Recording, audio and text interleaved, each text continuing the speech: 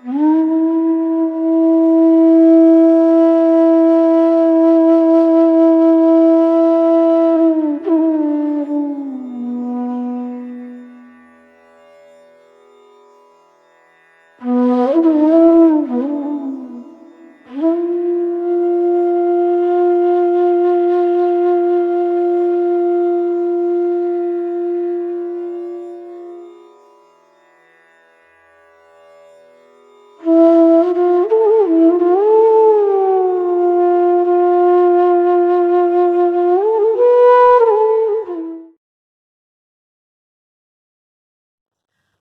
this is Gayatri Jayaraman. Welcome back to Shamaha. Thank you, those of you who've been logging in on a daily basis and leaving your questions, comments, and suggestions. I'm collecting them all and hopefully I'll be able to address them as we go along. Those of you who are new, welcome. I hope you'll find something here that helps you and benefits you as you go along in your life.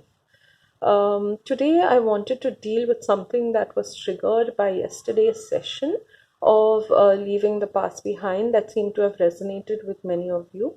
Today, I'm going to answer a question raised by a viewer, which is how do we deal with all this anger, right? This residual anger that's left behind from dealing with what people have done to us in the past.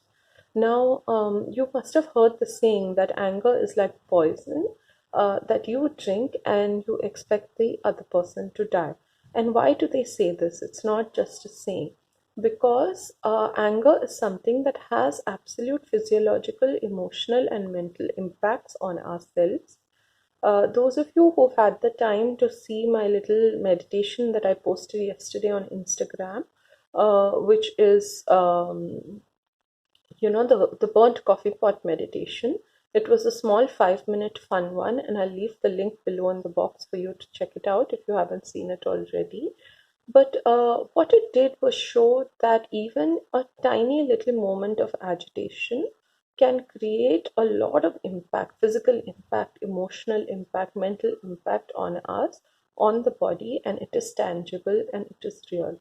It takes time to subside. So, can you imagine how much more of an impact anger leaves on us when it occurs on a daily basis, when we hold it in for hours, days, weeks, even months and years? It's something that we're holding inside and it's going to create a specific impact on us. So the first way to deal with this anger is acknowledge the full extent of it. How do we acknowledge the full extent of it? Not just a part of it, not just when it rises as a memory or a thought, but to see the entire scope of the impact.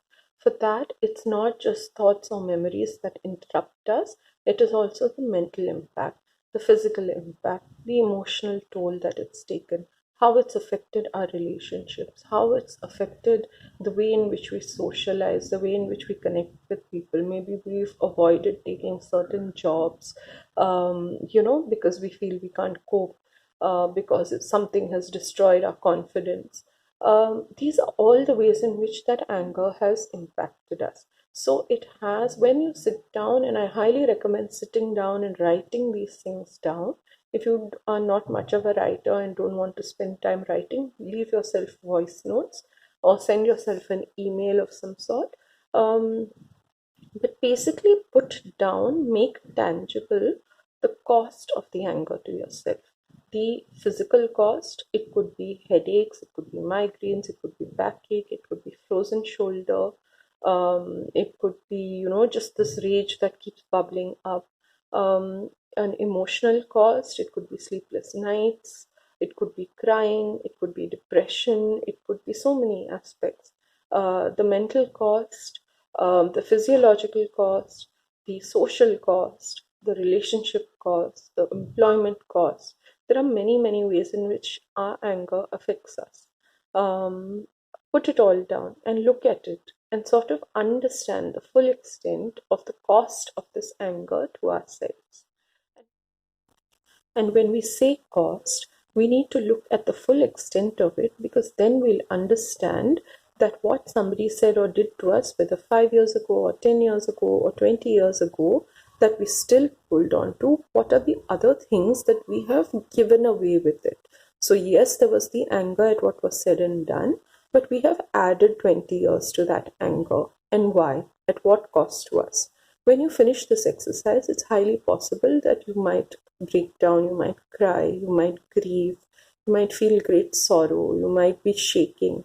And that is, that itself will show you what is the burden that you're still carrying and the need to release it. When you see this cost of anger, the second aspect is that you come to a point where you absolutely need to begin discharging it.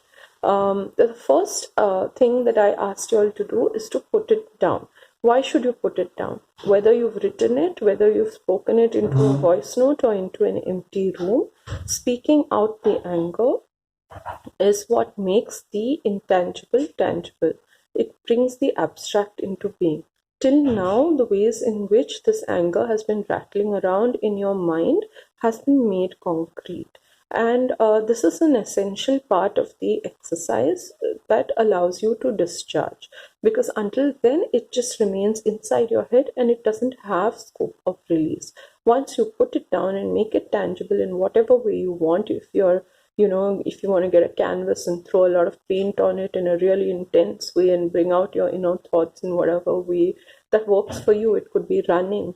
There are all of us deal with making the intangible tangible in different ways. It could be going for a really strenuous hike and sort of manifesting that in terms of physical exertion.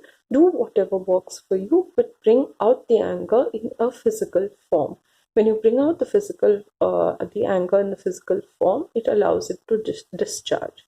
This is also possible through water. The anger being energy that is intensified. You can also release it by going for a swim, a dip in a river, just sitting by the sea. These are all, water is a very powerful force by which to discharge the energy of anger.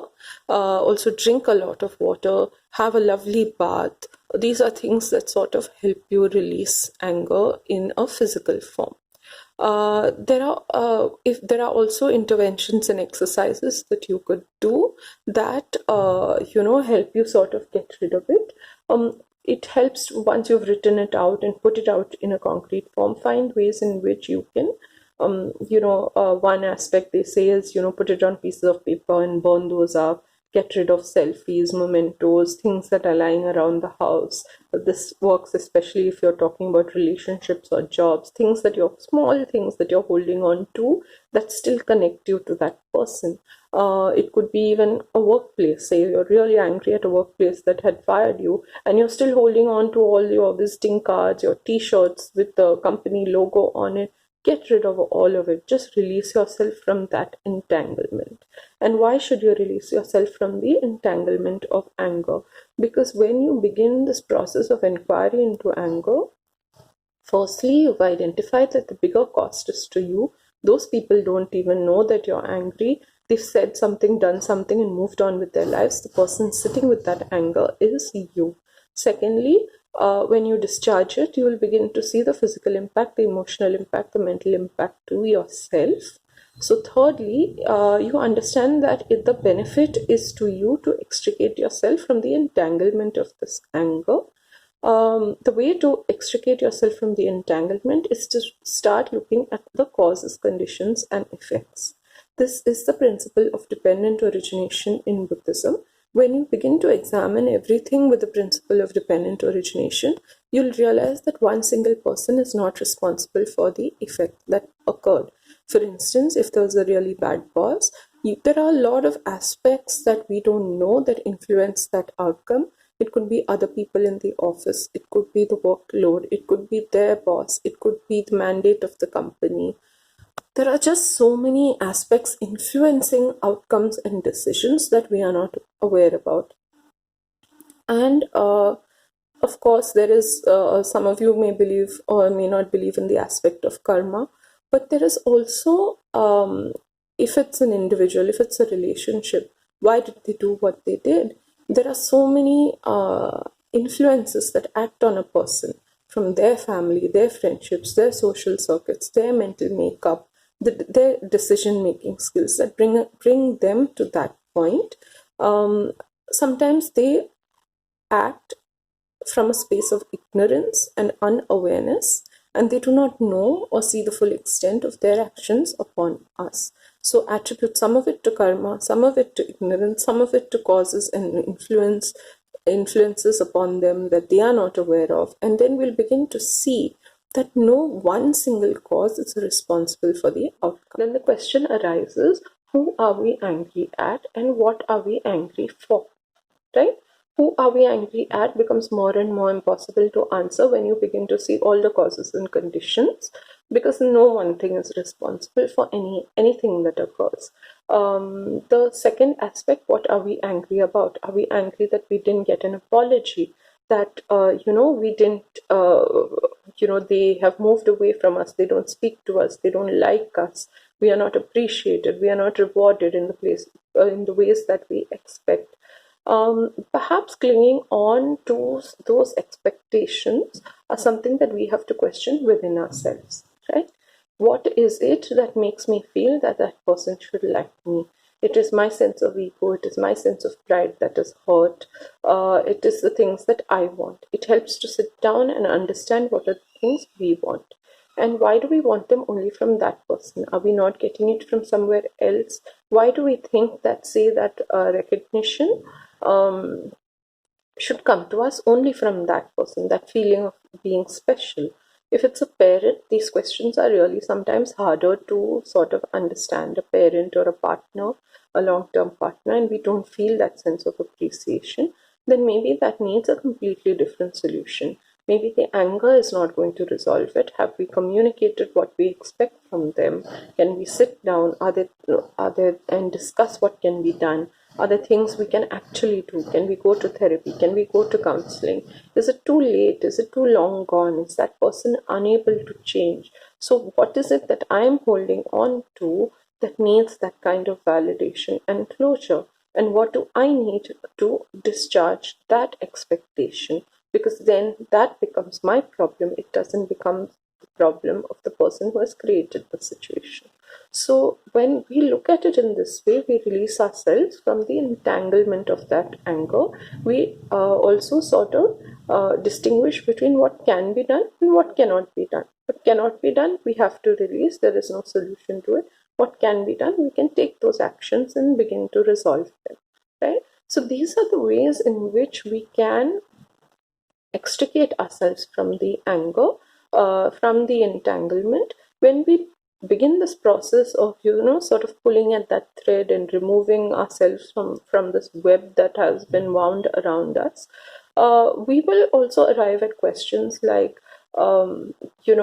what is the source of my anger? It is probably that that person did something to me and they're leading a very nice life and I'm not. And then we have to start finding solutions for these that are pragmatic, practical, and rational. For instance, if somebody has done something to me and they seem to be perfectly fine, first is we've already understood that everything is not as it seems. Everything has influences and conditions acting upon it that I am not aware of.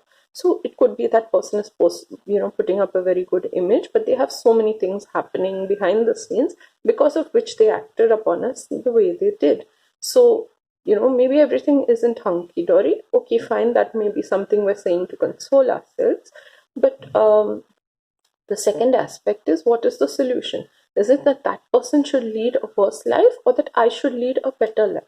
And we'll often find that it's not really about them. Our anger is not really about them.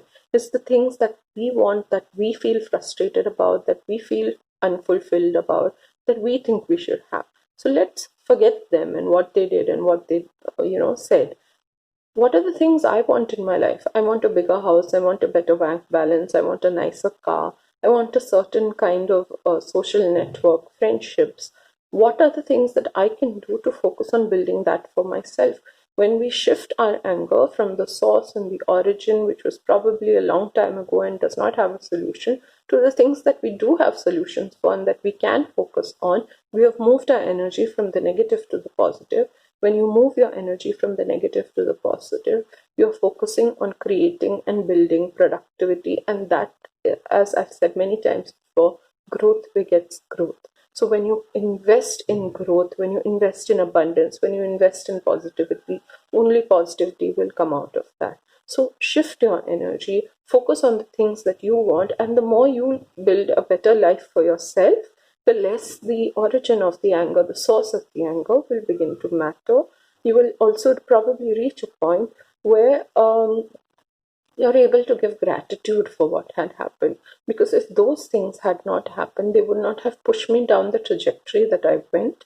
I would not be here.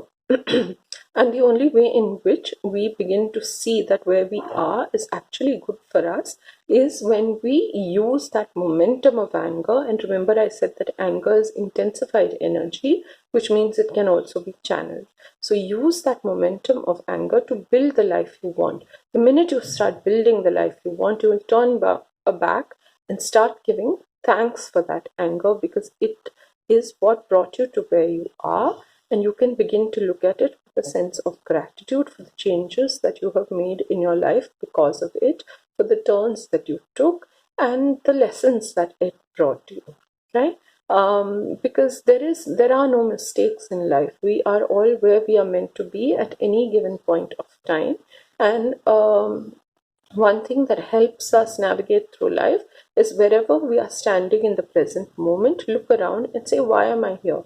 What am I here to understand? What has brought me here? And when we begin to understand those aspects of where we are in the present, then where we have to go will become much more clearer. The road will become much more open, and we will get much more clarity about our lives and why we are where we are. So I wish you all the best. I hope this helps you deal with some of the anger in your life. As the memories come up, the thoughts come up, and they will come up, right? Because we're all only human, none of us are saints. But a good thing to keep in mind is that it's not that the saints and the sages and the seers don't experience things that cause them anger. It is that they don't react to them. So as the memories and thoughts come up, just observe them, watch them, acknowledge them, see the cause to yourself, thank them for the lessons that they are bringing you, and release them. There's absolutely no need to react to anger. I hope this helps you and brings you some benefit in your day-to-day life. I will see you soon.